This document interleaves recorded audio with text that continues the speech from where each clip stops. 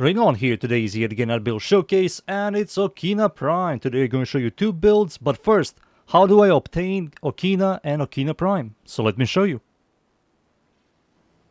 To obtain the Okina blueprint, you have to join a clan dojo, teleport yourself to the Tenno Labs, interact with this machine right here, type Okina.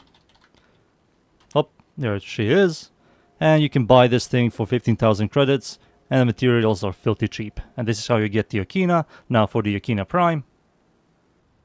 Sadly, right now, Okina Prime is vaulted, so you can't really farm the relics to get yourself the parts. But you indeed can buy from someone. It's like 40 plat, filthy cheap. It's one of the strongest melee weapons. That is something I would highly recommend if you want a powerful melee weapon. Buy it from someone. And there you go. Now for the builds. For the first setup, this is the melee influence setup. The mods I'm using here: Prime Reach for range, Prime Pressure Point for melee damage, Blood Rush and VP wounds are here. We're always going to have 12x combo, so this is going to give us 440 critical chance and 440 stash chance. Given as Elementalist, gives us stash damage. This is a multiplicative damage increase for our damaging elements, and we will proc a bunch of electricity, so this is quite good, and it also gives us stash chance. Given as Steel for critical chance, critical damage, Shocking Touch for electricity, Planetary Might for critical damage and critical chance. These are the mods. For the action weapon adapter, you can use whatever Tenukai you want, or whatever Tenukai you have. For the Arcane melee influence, we do have electricity. On the electricity status effect, there's a 20% chance for elemental status effect to apply to every enemy in 3 meter radius for 18 seconds. This is going to help you out a lot with clear. For the stats, the attack speed is above average, range is below average, follow through is above average, Riven Dispo is not good, I will not recommend. Critical chance is good, critical damage is average, stash chance is good, and total damage is solid. The weapon does have the Incarnon form, so once you transform it, everything is exactly the same except for the total damage, it's much higher. And that's it. These are the stats, the mods, the Arcane, and now it's time for me to show you the second setup. For the second setup, this is the melee Vortex setup. The mods I'm using here: Molten Impact for heat damage, and that's it. Everything else here is exactly the same. These are the mods. For the Arcane melee Vortex, when you kill an enemy with the magnetic status effect, there's a 45% chance to pull every enemy within 18 meters. So you don't need to have magnetic damage on your weapon. You can use like a primary, you can use a secondary, you can use a companion to proc magnetic. And when you kill that enemy, there's a 45% chance to pull that enemy, pull multiple enemies, which is going to help you with clear. That's the Arcane. For the stats, instead of heat, it's electricity, and that's it. These are the stats, the mods, the Arcane, and now it's time for me to show you the evolutions. The first Evo: Reach 6x combo, press the heavy attack button, which is the middle mouse, to transform the weapon from the base form to Incarnon form. Killing enemies generates spectral daggers. The target enemies, applying max stacks of cold status. Freezes enemies, those enemies will take more critical damage. Really good. Not only that, we do have electricity on the first setup. Electricity and cold gives us magnetic. Not only are you going to freeze enemies, you're also going to proc magnetic on those enemies. And on the second setup, we have heat. Heat and cold gives us blast. So we're going to freeze enemies and also detonate blast on them. Quite good. Plus 100% melee damage, sprint speed, and parkour velocity is also quite good. Second Evo: increase your base damage by 20 on critical hit. Plus 6 status damage for 10 seconds, stacks up 5 times. That's really good as well. That's something I will highly recommend compared to the other one. The third Evo: plus 30% movement speed, quite nice. And the fourth Evo is really good. Increase your base stash chance by 12%, plus 25% status duration. Really good. And those are the Evos I use. And now it's time for me to show you these two builds against the units. Alright, let's start. This is the influence setup. I'm going to spawn level 205 Steel Path, Orc dudes. Let's get some combo real quick. Once you reach 6x, do a heavy attack, transform the weapon from the base form to Incarnon form, like this. Kill enemies, you get spectral daggers. The dagger is going to help you out a ton with clear, and single target DPSing, as you can see, 10 stacks of cold, quite fast. Enemies will take more damage as well. And yeah, let me show you again. You can also see these spectral daggers. They're like floating around me, like this. When you get close to enemies, they're going to fly, hit that enemy, proc magnetic, proc electricity, proc cold. Overall, your clear is going to be amazing. And this is also without any buffs or armor strip. That's the first setup. Now for the second one, the Vortex setup.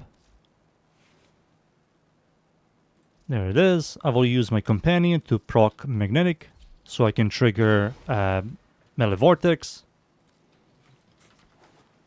So my companion is going to shoot, proc Magnetic, kill this enemy, and melee Vortex is going to just 45, there we go. It just pulls enemies, which is quite good. And this is also without any buffs or armor strip, and also without the Incarnon form. Let me use the Incarnon form now. Spawn these guys in yet again. There we go, kill this enemy, pulls enemies, and my clear is going to be, as you can see, phenomenal. Yep, and there you go. Those are two builds. Now it's time for me to show you the Vortex setup in-game against Steel Path enemies. So, let's go. And we are in. I'm up against the Corrupted enemies, the Void, Steel Path, of course, it's survival. The maps come out, we can show you this build here. Vortex is constantly triggering. There we go. It's so weird. They just slide towards that location where the enemy died. Let's kill these units. Oh, no Vortex, there we go. It's so stupid, but it works. Good synergy, and it works. That's important. We have orange crits, we have red crits. Good crit tiers, we have high stat chance, critical damage. We have high status damage as well. We have cold procs, we have blast procs, we have heat procs. So our melee attacks do heat damage, the daggers do cold, and the cold and heat procs blast, which is quite nice, right? You can, of course, use conditional overload if you want. You don't really need it. This weapon does way too much damage already. You can easily do all content. It is top 5, top 10 strongest melee weapons in this entire game. Really good overall DPS. Interesting passive as well. I'm not using any buffs. I don't really need to use any buffs. There is no point. I will link down below my Worm and Tazikor build, so don't worry.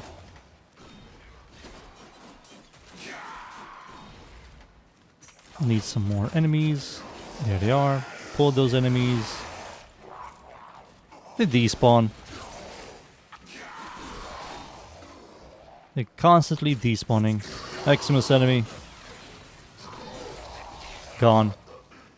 The heat procs, the blast procs, and the daggers are constantly just DPSing that Eximus enemy. The Tazikor, my Worm setup, the weapon, it doesn't do a lot of damage, as you can see. The whole existence for this setup that I have on my Worm is to prime enemies. Procs viral, procs radiation, procs magnetic. But it does like no damage at all. It's all the weapon itself. Yep, it just tickles enemies.